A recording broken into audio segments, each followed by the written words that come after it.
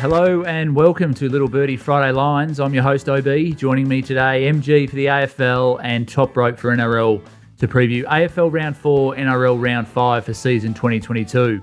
Friday Lines is brought to you by Little Birdie TV and topsport.com.au, punting form and Manscaped, all your essential items for life. I'm here today with a couple of dusty humans. MG, Formula One party last night, Toprope, the Orange Cup Calcutta. So could be an interesting show, but MG, welcome. Yeah, a bit scratchy this morning, aren't we? Late finish, couldn't quite get rid of the last 4 or 6 people. Plenty of alcohol going down at 2 and 3 in the morning. So early start for the Masters as well. So we'll just forego sleep last night, and we'll do our best. But I don't feel as bad because I thought I'd be the weak link of the crew today, but it's here in Toprope, he's not faring much better. As we welcome Toprope, the Orange Cup Calcutta, how was it? It was good. Plenty there. Plenty of cash flowing around. It was there's some big names in town. Gary Portelli, Joe Cleary. Handed out the golden slipper winning trainer down here. So all going well.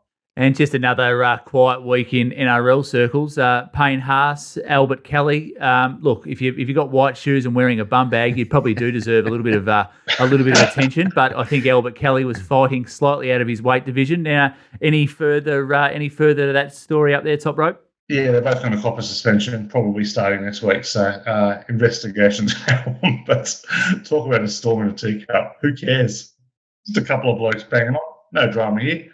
And it's the Brisbane Broncos, out of sight, out of mind. So anyway, and it happened a few weeks ago as well. So I'm not sure how the vision has sort of surfaced so late, but that's the NRL for you. And in other NRL news, Kalen Ponga, is he going to be the Dolphins' big fish, meeting with Wayne Bennett during the week? Yeah, I think he will be. I think the form he's been playing over the last few weeks, it's playing pretty heavily on his mind, despite claims in the press conference that it's not. So I think he will be the big fish from Wayne Bennett. I think him and Munster, who Bennett's got his eye on, but knowing Cam Munster, he loves kittens too much, so he will probably stay there. Surely there's a few up there anyway. I'm sure Wayne will get something for him. And the game last night, once again, we shouldn't touch on the weather. We just take it for granted. Another wet one up there, but Manly far too good in atrocious conditions up at Newcastle. Yeah, apparently that was the case. Didn't see a minute of it. I haven't watched the highlights. Saw some of the press conferences over a vodka lemon squash. So Newcastle must have been appalling last night because no Tom Trbojevic, the absolutely off the map, plus 6.5, and they were even being better on the day, down to 2.5 point favourites. So pretty ordinary showing for a team that had shown plenty of character over the first month. Yeah, a few questions will be getting asked now. And in the AFL, MG, a bit of an arm wrestle early, sort of low scoring first quarter, but then in the space of 5 minutes, it was all she wrote, and Melbourne went bang, bang, bang, and Port Adelaide have got some worries up there. Yeah, 4-0 v 0-4, and that's about where it sits right now. The poor captain for Port Wines, he went off at halftime with nausea. I'm not sure whether that was an actual injury or just had nausea from lack of scoring in the first half. Went goalless, first time in their history in the first half, so that's not a good record to have. We spoke about it on Monday's show. I'm not sure if you're checking the clips, but we just kind of thought that Melbourne so far pretty much been second gear, right? I don't think they've broken any great strides, just getting the W's on the board, and that's exactly what happened. As you said, they put the foot down for a good 11-minute period, put the 5 goals, and that was all she wrote before half-time. And I gave Port Adelaide a bit of a hope, actually. I thought they had to respond and had to bounce back after the brain fade late against Adelaide, but they didn't. But a good game for the punters? Yeah. The bookies, I don't think, fared too well in this game. Melbourne opened 13, closed 17, so it was a pretty strong push for them. They've obviously covered easy. And the total was smashed as well. Open 170, closed 163, and geez, they were paying out early on that. The over punters were never a chance if they backed that, so it was quick and painless. But yeah, good start for punters for the week. Port now will have Carlton next week, OB, over here, so they're a real chance to go 0-5, and what is there? I think there's only one team since the 2000s. I think the Sydney that went 0-6 have made the finals. So, it could be could be curtains early for Port. And no worse place to be than Adelaide. When they turn on each other, they turn on their own. So I feel for Ken. He's a lovely bloke, but he's got a few issues over there. Do you think he's got a few bullets in the? I mean, I know Toprope loves the coach sacking, and he chimes in on the AFL when he smells blood in the water. But surely Hinkley's got he's got a few bullets up his sleeve, hasn't he? Or a few runs on the board there. Yeah. I just don't know who's going to take over. Yeah. That's all. There's no sort of, if Voss was sitting there, you'd sort of be a bit worried, but now he's at Carlton. Yeah. So I just don't know if there's a real successor for him. So anyway, they've come out during the week, and it's probably the worst sign is that both the president and the CEO have said we're fully backing the coach, which isn't a great sign. But yeah, look, he's a terrific guy. He's great to deal with. So yeah, they've got good leadership there. Yeah. Matthew Richardson, the CEO, Chris Davies, the footy manager, who's terrific. So hopefully there's just some calm heads prevail. Yeah. But it's a long way. They're back a good from side. there. I think they'll turn it around. It's just, it always gets highlighted when you're 0 on the board early and you become 0, 2, 3, 4, and all of a sudden it builds. If they go 0-5 next week, it does put the chances of making finals, limited. But, for a coach for Port, they're a good side. I think they'll bounce back pretty And look, they need to get Dixon, Fantasia, and Alir back, but they're not coming back anytime soon. Yep. Anyway, we'll get into it. It's time now for Friday Lines, brought to you by topsport.com.au. Family owned and operated for 35 years. Bet with a bookie you can trust. Bet with topsport.com.au. And we get straight into it, MG. First match of the round, Geelong versus Brisbane, 7:50 down there at GMHBA Stadium. Geelong Cats $1.84, Brisbane Lions $1.97. The line minus 1.5, over under 167.5. The Cats have rested Selwood. Higgins is injured. O'Connor comes in for possibly a run with roll with Neil. How are you seeing this one play out? Yeah, good game. This is probably the match of the round for me, I think. And good money for Brisbane. Geelong, rightfully so, at home started open minus 4.5. It's back to 1 now. Could almost get to pick. I think Geelong probably have to start, should deserve to start favourite. But I'm a fan of Brisbane. I know, going to carry the can with them for a long time again this year. I don't like tipping against Geelong at home, but, this is a big game danger game for Geelong at home on their calendar. I think Brisbane will give this an almighty shake. The money's behind them. I don't think there's a lot of value left in them, around the even money mark. I'd tend, if I was going to back in this game, maybe look at the margins, 1-24 or 1-39 now for Brisbane, just to get a bit more value. But keen on Brisbane. It's a tough place to win, though, down there. It's hard to go in confidence with too much value, but... They probably should have won last year. The Bailey on Blitzarf's holding the ball. Contentious call. They came out during the week and said they probably got that wrong. I find it funny. Geelong really need a ruckman. And then Darcy Ford, who was on Geelong's list for 5 years, goes to Brisbane. Now he's a starting ruckman up against Stanley and Rattigalia. So it's amazing how these things work. I like the Lions. I think they can cause a bit of an upset down there. Yep. I'm happy with the Lions. Beautiful. As we go to the first match of the NRL, it's the New Zealand Warriors, I can say NZ Warriors, the New Zealand Warriors against the North Queensland Cowboys. Friday, 6 p.m. in Redcliffe. New Zealand Warriors $1.80, the North Queensland Cowboys $2.05, the line minus 1.5, and the over-under 37.5. Top rope, I read one of the quotes of the year during the week from your good self, who said, a coach who tinkers is bad, a bad coach who tinkers can be crippling. And that's where we're currently at with the New Zealand Warriors at present. It's exactly where we're at the Warriors. But fortunately for the Warriors, we're also at that stage with Todd Payton and the Cowboys as well. So real battle of some very ordinary coaching. Not the most compelling game to kick off the evening's action with. But I'm a little surprised that the Warriors opened outside this one. The market's getting to where it probably should do. But the key play here is Hamiso Tabuai-Fidow, the Cowboys fullback, are probably the most dynamic player, is out. So we're going to see Scott Drinkwater, who started fullback, who has more than a small case of the dropsies when he plays at fullback. So that's a concern. The Warriors have won their last two. They tend to hold form pretty well. They've only beaten the Tigers and the Broncos, so I wouldn't read a huge thing into it. But probably a little bit more talent on their list as well. They looked a lot better with Sean Johnson back last week. I'll be taking the Warriors probably down to the $1.70 quote, to be honest. And Sean Johnson, he played well last week, but no Daly M points there. What's doing? The Daly M is one of the greatest debacles, an absolute travesty on Australian sport. Well, not only is the judging absolutely, honestly, you could get someone blind who'd never seen a game of rugby league before to come and do a better job than these judges, and then to not have a knot on the Brownlow knot where you can have 1,000 bets rolling on it. Disgraceful. Got to get this right, PVL. Got to get it right. Oh, I love winding you up, Toprope, and that was a beauty. So we look ahead to the second game of the AFL round. Richmond and the Western Bulldogs, 7:25 Saturday night at the MCG. Richmond $2.60, Western Bulldogs $1.52. The line 11.5, over under 167.5. A few good judges have said that the Bulldogs could end the Tigers' season here. Conceded 10 out of the last 11 goals last week against the Saints.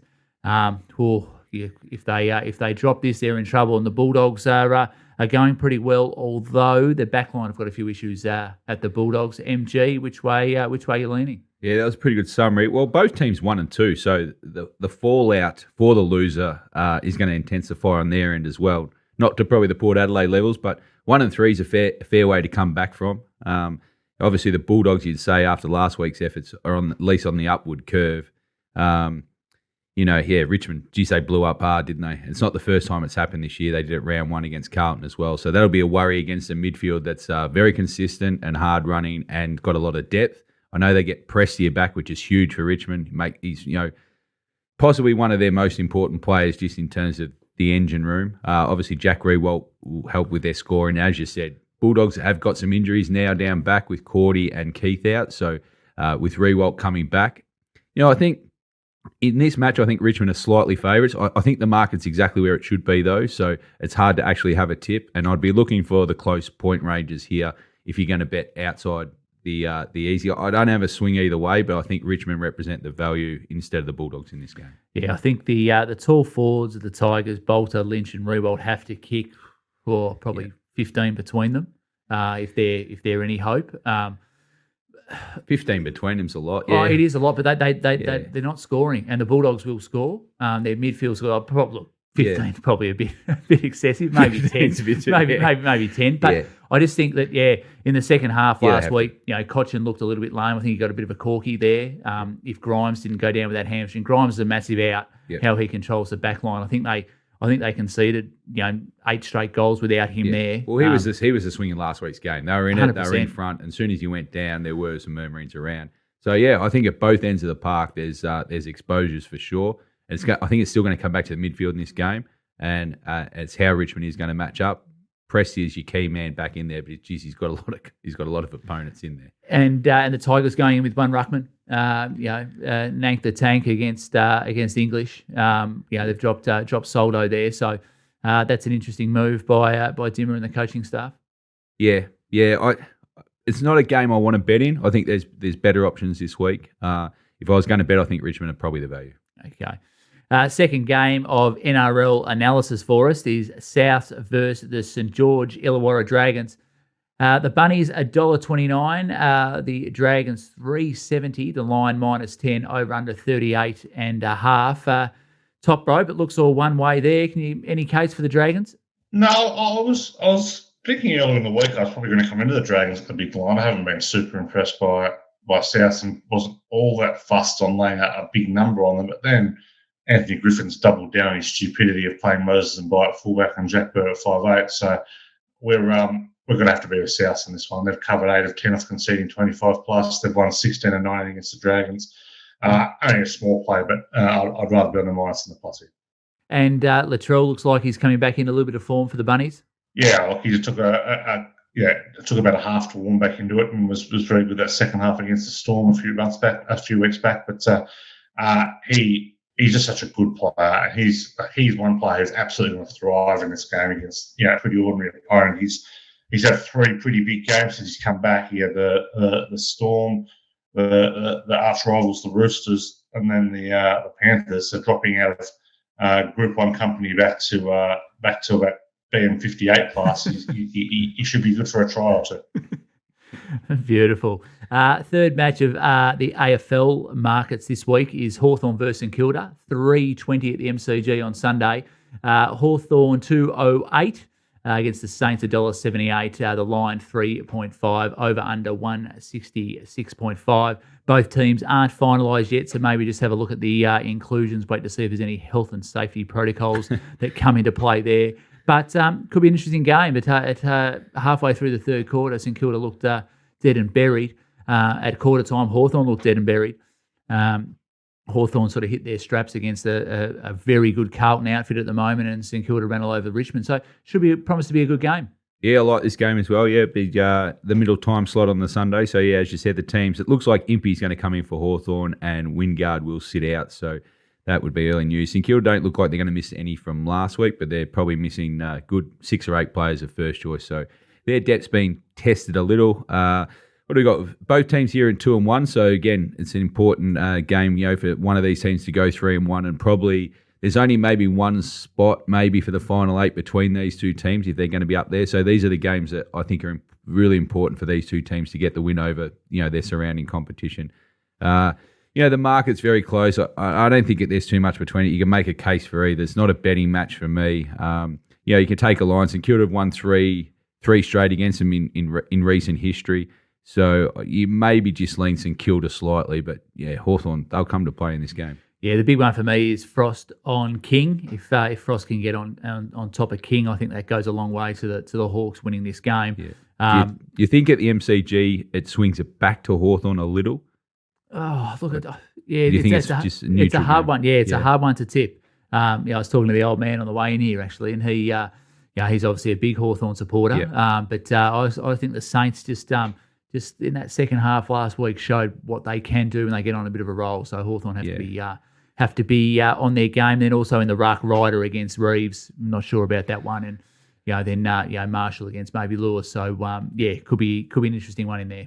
As we go to the third match of NRL for the weekend, Cronulla versus the West Tigers. Cronulla $1.10 against Luke Brooks's West Tigers 7.25. The line -7.5, over under 40.5. Looks all one-way traffic again here, Toprope. There's some big lines this week. Hard to make a case for the Tigers winning this game. The Sharks have been very, very good this year. They've won 7 of 8. This line might be just a touch big though, so I'll be holding my nose and having something small on the Tigers plus 17.5 here. Dogs are 6.5 or more. Cover a clip of 61% when they're off a cover. They've covered 4 or 5, getting more than 16 points. The Tigers have covered 15 or 20, up scoring 12 or fewer. I'll have to have a little bit on them. The Sharks only covered 1 of 5 as a double-digit favourite. They look very, very good this year, but they're not a seasoned team like Melbourne or Penrith, who are used to kind of covering those big lines. So, I'll be on the plus. And I think the weather might still be a little bit ordinary in Sydney. You'll be surprise. You'll be shocked to believe. You'll be shocked to hear. So, I fancy we might be able to get a bit of value on the plus 7.5. And Cronulla combinations just starting to hit their straps. Oh, look, seriously, the buys of the year is going to be a tie between Nico Hines and Dale Finucane. It's been absolutely outstanding. I'll tell you how good Nico Hines has been. He's made Matt Moylan look like a competent first-grade footballer outside him. So that's really saying something. So kudos to him.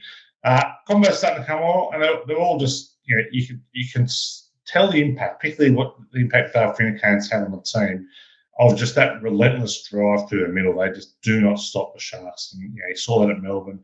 He's probably really, really lifted the entire pack. So they're very, very good Cronulla. And I think if you've had something on for the top 4 at the start of the year, you're going to be right in the mix come September.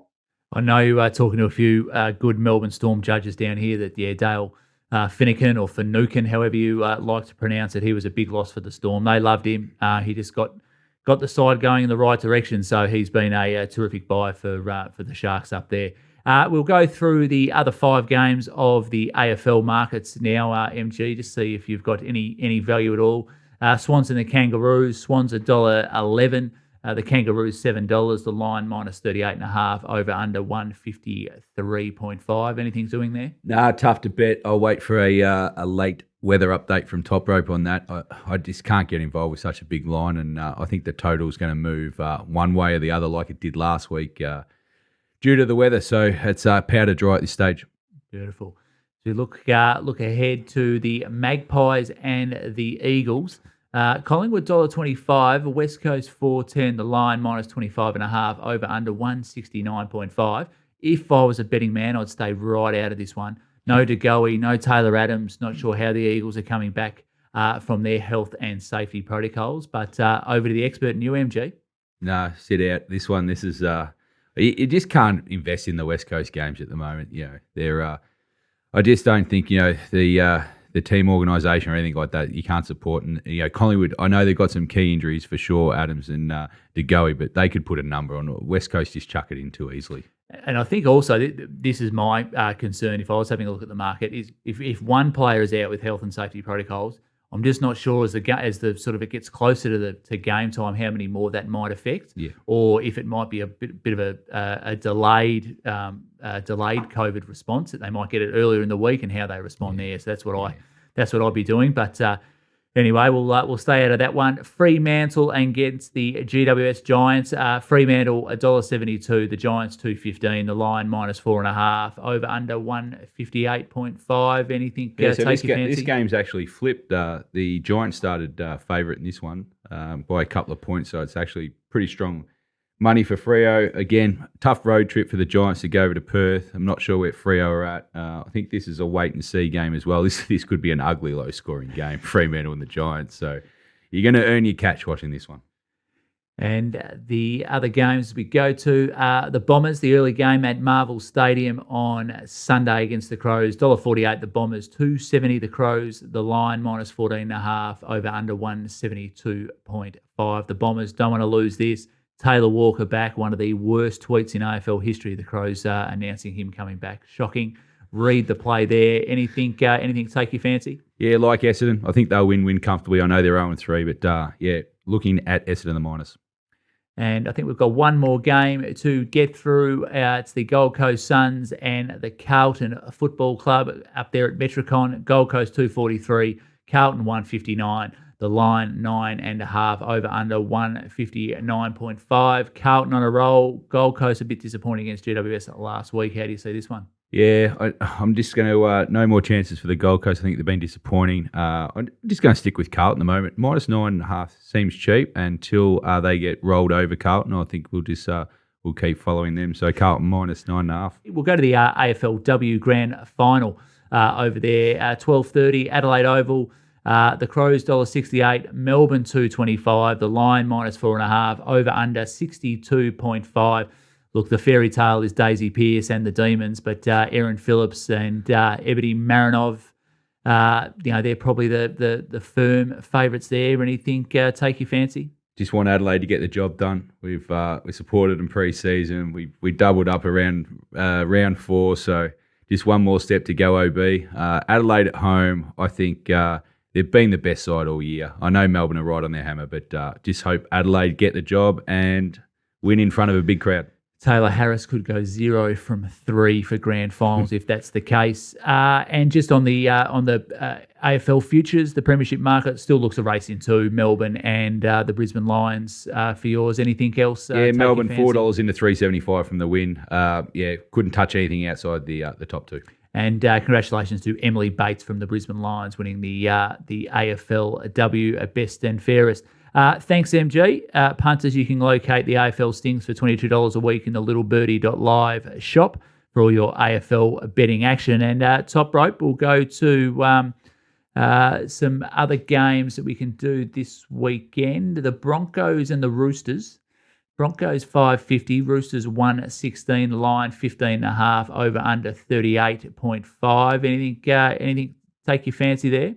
Fancy the line might be a little big in this one. A couple of years ago, the Roosters humiliated the Broncos, put 58 and 59 on in 2 games. Last year, Broncos really lifted for these games. They stunned the Roosters in Sydney, then went down by a point at Suncorp. I think this one can be closer than this. I don't think any of the losses are On the player front are hugely important. Albert Kelly's out. Thomas Flegler's been suspended, but they get Kurt Capel back. I think they can keep this one tighter than the 15.5. So I'll be on the Broncos with the big start. Beautiful. And the next game, the Raiders and the Storm up there in Canberra. 4.35, the Raiders, Storm $1.23. The line 13.5, over under 40.5. Pappenhausen was just outstanding last week. I know you love the Storm. Any hope the Raiders? No, the game's actually been played in Wagga, so neutral venue, so that kind of has me on the Storm. If it was in Canberra, probably a no-bet game, but the Storm are so good away from home. They cover big lines away from home consistently. They've got an outstanding record. They've covered 13 of 19 when favoured by 12 more points away from home. So I think this is a neutral ground, kind of takes away any kind of advantage the Raiders might have. Pappenhausen was their first game really with kind of close to their full strength side last week, and it was only the Bulldogs, but they were very, very impressive. So I'll be on the Storm minus this one. Beautiful. And then I think the next game we'll look at is the Gold Coast Titans against the Parramatta Eels. The Titans $3, Parramatta Eels $1.40. The line 7.5, over under 39.5. Which way you leaning here? Yeah, I'll be taking the Parramatta minus. This is a great spot for them. They win these games they're supposed to. They cover big lines. They've got a great record against the Titans. They were super slick against the Dragons last week. The Titans are actually really, really poor as a big home underdog. They've covered just 3 of 12, getting on the converted try home. They've got some defensive issues. They're not getting David Fifita in the game enough. I think the Eels can run away with this one. I'll be backing them at the minus and looking for some extended minuses for a bit of the old Ric Flair. The final game of the round, which I'm eagerly anticipating, is Sunday 6:15, Bulldogs and the Panthers. Kyle Flanagan has copped a lot of stick for the Bulldogs bringing him back in. But the line 20.5 and the over-under 39.5. So Toprope, I'm interested to see how Flanagan goes against Cleary and the reigning premiers. How are you seeing it? I don't think it takes a genius to figure out how he's going to go. He's not going to go very well at all. There's been a lot of sympathy for Kyle Flanagan this week, and the Bulldogs have generally been stitched up. But what's kind of been missing throughout much of the narrative is Kyle Flanagan's not a very good player, so he should be grateful for any spot he does get in first grade, whether it's against the defending premiers or against the likely wooden spooners. So, the Dogs are absolutely zero hope in this game. Whether they cover the big line or not, it'll be very much dependent on how much Penrith are clicked on. You can get under 10.5 points for the Bulldogs. That is absolutely free. And for the Ric Flair, you can get them exactly 0 points. The last 3 times these teams have met, the Panthers have scored a combined 100 points. The Bulldogs have scored 4. So it's pretty much one-way traffic here. And if field goals got any bottle, Trent Barrett will never coach another game in the blue and white again after this. And there's rumours, circling everywhere that Flanagan to the Tigers, Brooks to Canterbury, and then Maguire out, and then Shane Flanagan into coach. But what's doing? Any rumour that involves Shane Flanagan has nearly always been started by Phil Rothschild.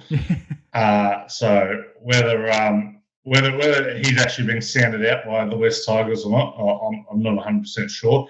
But I do know this. Luke Brooks is absolutely zero chance of leaving the Tigers. He's just activated a player option for $1.1 million next year, making him close to the highest paid player in the game. What club in their right mind would touch him? And even delusional clubs like Canterbury surely won't go near him. So, I doubt someone like Trent Barrett, who is obviously looking for quick solutions to save his job, will maybe pushing for something this year. It's just not going to happen. Yeah, and the Premiership market, Penrith still look quite comfortable there with the Storm. Sydney Roosters sort of around the $7. Any main market movers that take your fancy? Although the main market mover over the last couple of weeks has been Parramatta. They've kind of been in from 15 to 7.50. I still think the Sharks are great value there at $12. I think they are really warming to kind of being a genuine contender. The Storm, though, they just showed how good they can be on their day. So, broken record, back in the Storm again. as we look to the NRL Women's Grand Final. What a game the Roosters played last week. So they're 2.30. They're the outsiders against St George-Illawarra at $1.62. The line 3.5. Over/under is sitting there quite pretty as well. Congratulations to Millie Boyle and Emma Tonagato, the Daily M winners from last night. Any way you're leaning there, Toprope? Yeah, look, it was great to see Emma, who's been absolutely outstanding this year, get the Daily M award, and she will likely add a Premiership medallion to it as well. The Dragons have been very good this year. They've been vastly improved, which has been a surprise after they lost Jess Surgis. They certainly weren't kind of forecast to probably be in this position in the pre-season, but their pack has been the kind of cornerstone of what they've been doing. And Kezzy Apps, Elsie Albert, Shaylee Bent, Holly Wheeler, absolutely outstanding pack. You have to wonder how much that comeback win over the Broncos took it out of the Roosters. They were down 16-0. It was an absolutely remarkable comeback. But the Saints beat this team 2 weeks ago, 16-10. I think they'll be doing it again. I just really think that the Dragons, who went 4-1 in the regular season and got through their semi, are just too good for a Roosters team who won just 2 of their 5 games in the regular season and were down 16-0 to the Broncos. So they've got a bit of momentum, the Roosters, but my money will be on the Dragons. And what's doing with the preliminary final was in Sydney, and then now the grand final is at Redcliffe. And the Broncos finished on top, but played a prelim in Sydney to favour the Roosters, and now the 2 Sydney-based teams playing a grand final in Brisbane. Yeah, it's insane. The NRL cannot get out of its own way sometimes. I understand why they tried to put on a bit of a festival of Women's League last week like that and have all the games there at once just to really bring a crowd in. But I think it was fairly disrespectful to the Broncos and certainly didn't help their cause. And I think the fact that the grand finals in Redcliffe, there was a pretty fair assumption that the Broncos were going to be in it. So egg well and truly on the face of the NRL administrators there. I think at halftime, I think the Broncos thought they were there as well. So, look, Toprope, thanks for joining us again. Punters, you can locate the greatest game of all for $22 a week in the littlebirdie.live shop for all your NRL betting action. That's it for another show of Friday Lines. Thanks, MG. Thanks, Toprope. Get the Hydrolite into you. Rest up. It's been a big night last night. You can follow us on YouTube. Follow us in the Apple Store, on Spotify, SoundCloud, wherever you listen to your podcast. Follow at Little Birdie TV on Twitter or Instagram. And remember, for all your Friday betting action can be found at topsport.com.au.